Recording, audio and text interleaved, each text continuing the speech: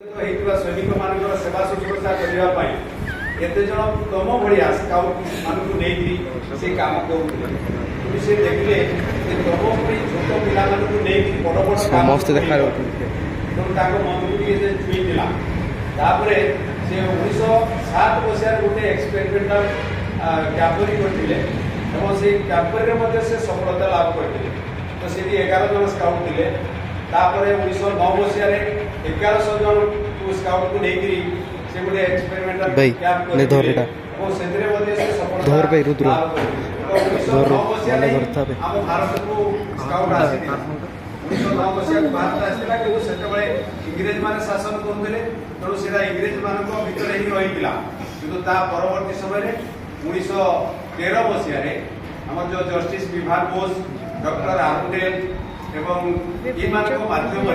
धीरे धीरे सारा भारत वर्ष में ओडिशा दक्षिण दिगरे प्रसारित है शेष में 1938 मसीह सेवा समिति आकार रही किंतु परवर्ती समय पुणी परिवर्तन भारत स्काउट गाइड नामित है 1950 मसीह 1951 मसीहा अगस्ट मास 15 तारीख ठारू आज पर्यंत आम भारत वर्ष में स्काउट गाइड प्रचलन हो 1951 मसीहा अगस्ट मास 15 तारीख ठारू तेणु यहीपरि भाव में आम भारत वर्ष को स्काउट गाइड आसी विश्व चिंतन दिवस शुभ अवसर में ये जो स्काउट रोटे मोटो अच्छी स्काउट मोटो कौन ना से बी प्रिपेयर माने आम सदा सर्वदा प्रस्तुति रहा जेकोसी काम करने पूर्व जदि आम प्रस्तुति रहा ताले से आम फेल्योर हेबा नहीं सेटा कहछि मोटो ताको तीन भाग रे विभक्त करा जाईछि सेटा हला फिजिकली स्ट्रांग और मेंटली से morally straight mentally out physically strong माने हम शारीरिक हमर ठीक रहिबा दरकार एवं तापरे तमर होछि मोराली स्ट्रेट मोराली मीन्स होछि नैतिक क्षेत्र रे मध्ये आमे सजग रहिबा दरकार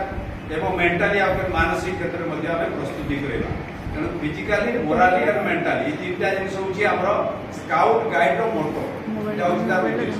एवं आउ जो सार तुमको नौटा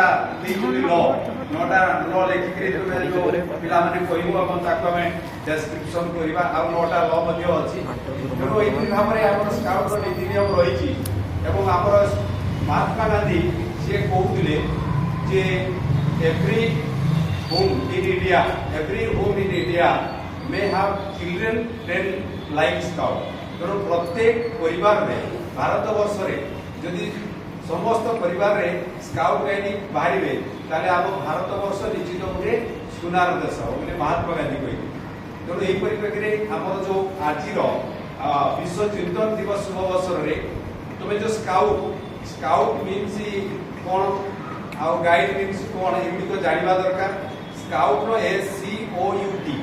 S है सिंसियर C है कैरेक्टर O है ऑर्गेनाइजेशन U है यूनिवर्सल ब्रदरहुड T है ट्रूथफुलनेस तो आमे सिंसियर रहिबा सजग रहिबा आ कैरेक्टर निज चरित्र ठीक रखिबा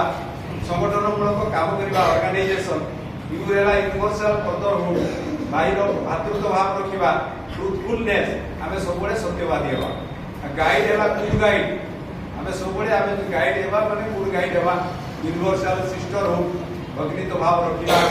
एवं इंटेलिजेंस हेबा ज्ञानी हेबा धीर है डिसिप्लिन शृंखलित रहिबा एवं एजुकेशन केमती अग्रगति करबा सेति प्रति आमे दृष्टि देबा तेणु एही भाव में हमर स्काउट गाइड अनेक नीति नियम रही तेणु सेति आमे ग्रहण करबा आवश्यक एवं आज शुभ अवसर में पिला माने जो 9टी रूल देखिक तुमको साथ देइछंती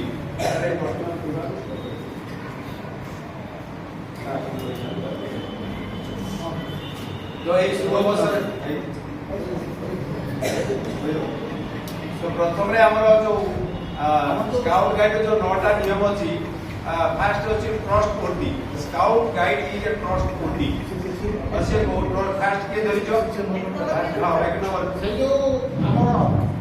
स्काउट रो हम 6 गोटे जिनिस वाला देखि पर्यवेक्षण करू ये 6टा जिनिस होछि आज स्काउट प्रेयर तमे काम करछो ପ୍ରାୟ ବ୍ୟବସ୍ଥା କରିତେ